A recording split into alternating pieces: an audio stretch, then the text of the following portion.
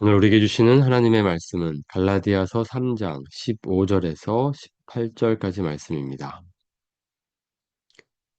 형제들아, 내가 사람의 예대로 말하노니 사람의 언약이라도 정한 후에는 아무도 패하거나 더하거나 하지 못하느니라. 이 약속들은 아브라함과 그 자손에게 말씀하신 것인데 여럿을 가리켜 그 자손들이라 하지 아니하시고 오직 한 사람을 가리켜 내 자손이라 하셨으니 곧 그리스도라. 내가 이것을 말하노니 하나님께서 미리 정하신 언약을 440년 후에 생긴 율법이 폐기하지 못하고 그 약속을 헛되게 하지 못하리라. 만일 그 유업이 율법에서 난 것이면 약속에서 난 것이 아니리라. 그러나 하나님이 약속으로 말미암아 아브라함에게 주신 것이라. 아멘. 율법을 제자리로 돌려놓으라 라는 제목으로 오늘 말씀 함께 묵상하겠습니다. 갈라디아 교회에 어떤 사람들이 율법을 지켜야 구원을 받을 수 있다라고 가르치고 있었습니다. 그리고 갈라디아 교회 성도들은 그 가르침에 이끌려 넘어지고 지금 그 가르침을 따라 살고 있었습니다. 바울은 답답한 심정으로 또한 탄식하는 심정으로 이 갈라디아서를 쓰고 있습니다. 그리고 바울은 논증하고 있습니다. 율법이 절대로 우리를 구원할 수 없다는 이유를 논증하고 있습니다. 그것을 아브라함의 예를 통해서 말하고 있습니다. 아브라함이 자신의 노력으로 하나님의 약속을 받았는가? 하나님의 유업을 받았는가? 그렇지 않았습니다. 율법은 그 후에 주어졌고, 그리고 율법은 그것을 지키고 구원을 받으라는 것으로 주어진 것이 아니었습니다. 만약 그렇다면 율법을 다 지켜야 하는데 누구도 율법을 모두 지킬 수 없기 때문입니다. 하나님 앞에서 아무도 율법으로 말미암아 의롭게 되지 못할 것이 분명합니다. 그렇기 때문에 율법은 우리를 구원할 수 없습니다. 그렇다면 율법의 자리는 어디입니까? 바울은 오늘 율법의 원래 자리를 말하고 있습니다. 율법이 있어야 할 자리는 바로 여기다라고 말하고 있습니다. 그러면서 지금 어떤 일이 일어났냐면 하나님의 약속과 율법이 그 자리가 바뀌었다는 것입니다. 그것을 이렇게 말하고 있습니다. 형제들아 내가 사람의 예대로 말하노니 사람의 언약이라도 정한 후에는 아무도 패하거나 더하거나 하지 못하느니라. 하나님의 약속, 언약에 관하여 말하고 있습니다. 그것을 그 후에 폐기하거나 바꿀 수 없다는 것입니다. 내가 이것을 말하노니 하나님께서 미리 정하신 언약을 440년 후에 생긴 율법이 폐기하지 못하고 그 약속을 헛되게 하지 못하리라. 무슨 말입니까? 하나님이 아브라함과 맺으신 언약이 모세의 율법보다 먼저이고 또 위에 있습니다. 언약이 먼저, 언약이 위에 있습니다. 율법은 그 다음입니다. 그런데 지금 문제가 생겼습니다. 그 언약의 자리와 율법의 자리가 뒤바뀌었습니다. 지금 율법이 언약보다 위에 자리를 하게 되었다는 것입니다. 그래서 율법을 지켜야 한다. 그래야 우리가 유업, 하나님께서 약속하신 대로 유업을 받을 수 있다. 이런 꼴이 되었습니다. 이것을 아, 유진 피터슨, 아, 유진 피터슨은 메시지 성경에서 이렇게 아주 재미있게 또 우리에게 율법의 자리를 말해주고 있습니다. 율법은 언약의 부록이다. 언약의 부록이다. 이렇게 말하고 있습니다. 하나님께서 일찍이 적법하게 확정하신 유언을 440년 후에 덧붙여진 부록이 그 유언의 약속을 무효로 하여 파기할 수 없습니다. 절대로 그럴 수 없습니다. 부록에 명시된 계명들과 규정들은 유언에 약속된 유산과는 아무 관계가 없습니다. 하나님께서 먼저 약속을 주셨습니다. 그것을 유언이라고도 말할 수 있습니다.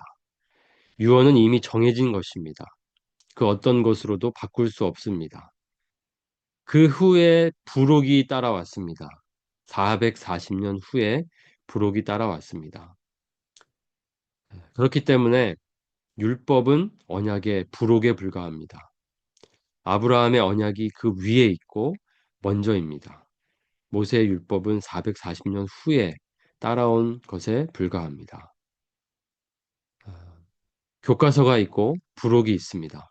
그런데 지금 부록, 부록이 더 중요해졌고 부록을 마치 전부인 것처럼 지금 가르치고 있었습니다.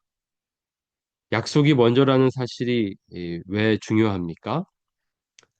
약속은 아브라함에게 주신 것이었고 그 약속은 우리가 무엇을 해야 하는 것으로 주어지는 것이 아니라는 것을 말합니다. 그러니까 율법은 우리의 노력, 우리가 무엇을 해야 한다는 것을 강조하는 것인데 구원의 약속이라는 것은 우리가 무엇을 잘 하면 우리가 유업을 받는다라고 말하지 않습니다. 그것은 무조건적입니다. 하나님께서 우리의 노력과 상관없이 우리에게 주신 것입니다. 그렇게 우리에게 주신 약속이 무엇입니까? 그것은 바로 예수 그리스도입니다. 이 약속들은 아브라함과 그 자손에게 말씀하신 것인데 여럿을 가리켜 그 자손들이라 하지 아니하시고 오직 한 사람을 가리켜 내 자손이라 하셨으니 곧 그리스도라. 아브라함에게 말씀하셨습니다. 내가 이 땅을 내 자손에게 주리라. 자손들이라 하지 않고 자손, 단수 이렇게 한 사람을 가리켜 이야기했습니다. 이것을 우리가 이삭이라고 생각하지만 사실은 더 궁극적으로 하나님께서는 그 약속의 자손으로 예수님을 예언하셨습니다. 약속하셨습니다. 그런 의미로 우리는 예수님을 믿었습니다. 예수님을 받았습니다. 예수님을 모시게 되었습니다. 우리의 노력으로 된 것이 아닙니다. 하나님께서 약속하신 대로 예수님을 보내주셨고 예수님을 통해 우리를 구원해 주셨습니다. 지금 거짓 교사들이 노력해야 한다, 율법을 지켜야 한다라는 것은 그렇기 때문에 거짓입니다. 구원의 약속은 우리의 노력에 달려 있지 않습니다. 율법을 우리는 제자리에 돌려놓아야 합니다. 약속이 먼저이고 율법이 그 후에 온 것입니다. 그렇기 때문에 율법이라는 것은 우리가 약속을 받은 자로서 구원을 받은 자들로서 합당하게 살려면 이렇게 살아야 한다라는 것을 가르칩니다. 그러니까 이미 구원은 주어진 것이고 구원을 받은 자로서 합당하게 사는 삶이란 이런 것이다라는 것을 율법이 가르치고 있습니다. 율법의 자리는 그렇기 때문에 거기까지입니다. 율법을 구원의 조건으로 우리에게 주지 않으셨습니다. 구원은 우리를 위해 하나님이 하신 일에 달려 있습니다. 그것을 약속이라고 말할 수 있습니다. 만일 그 유업이 율법에서 난 것이면 약속에서 난 것이 아니리라. 그런 하나님이 약속으로 말미암아 아브라함에게 주신 것이라. 우리는 혼동해서는 안 됩니다. 구원은 우리가 무엇을 하나님을 위해서 해야 한다, 율법을 지켜야 한다, 여기에 달려 있지 않습니다. 오늘도 우리가 하나님 앞에서 거룩하게 살지 않으면 마치 구원이 취소될 것처럼 생각하는 사람들이 있습니다. 그것은 복음을 잘못 이해했기 때문입니다. 구원은 하나님이 우리를 위해 하신 일, 예수님을 보내주시고 예수님이 십자가에 달려 죽으신 일에 달려 있습니다. 거기에 우리가 무엇을 더할 것은 없습니다. 그것을 믿고 예수님을 삶의 주인으로 모시면 구원은 임하는 것입니다. 다시 한번 우리가 복음을 제대로 이해하면 좋겠습니다. 우리가 무엇을 해야 한다, 이렇게 해야 한다, 거룩해야 한다, 이런 것들을 강조하는 것은 우리가 복음을 잘못 이해했기 때문입니다. 우리가 오늘 거룩하게 살아야 할 이유가 있다면 하나님께서 먼저 우리를 구원하셨기 때문입니다. 그 이름에 합당하게 그 예, 하나님께서 주신 명예에 합당하게 살아가는 것이 오늘 우리가 거룩하게 살아가야 할 이유입니다. 특권이 우리에게 먼저 주어졌고 책임은 이제 따라와야 하는 것들입니다.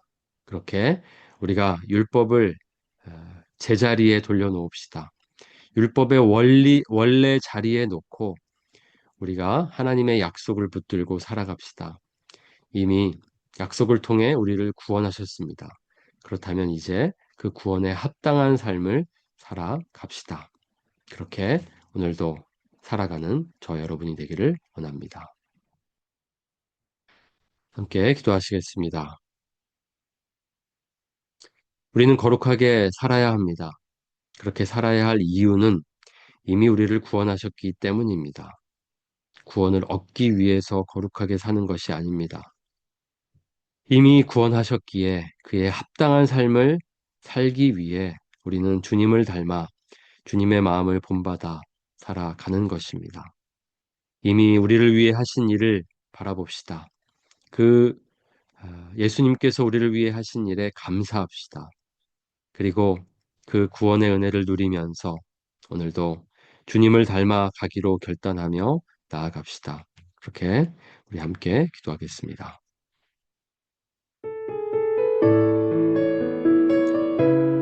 하나님, 약속이 먼저이고 율법은 440년 후에 온 것입니다.